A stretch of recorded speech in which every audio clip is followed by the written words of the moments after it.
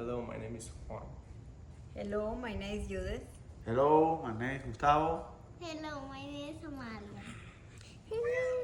Hello everyone, my name is Nicole, and today I'm going to be conducting my informative speech for my public speaking class. Today I will be talking about the communist regimen. More specifically, the communist regimen in Cuba. The people of Cuba have been suffering due to the communist regimen and have currently lived under for 66 years. The government has subjected the people to inhumane living conditions, political oppression, and has been tearing apart families for decades. The United States has provided a caring home and has guaranteed freedom to many Cuban refugees over the last 6 decades. In this, I include myself and my family. On January 1st, 1959, the revolution led by Fidel Castro triumphed in the country. Castro took charge in office on January 9th, 1959. He quickly started to make changes, and he fooled the Cuban people.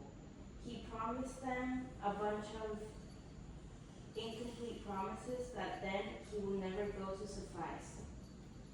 They abolished private property, and the government gained all control of all economic aspects in the country. Today, we can see the impacts of this. Hospitals in Cuba are still utilizing medical equipment from the 20th century. There is no modern technology. They lose power daily for over 20, 30, and even weeks on end.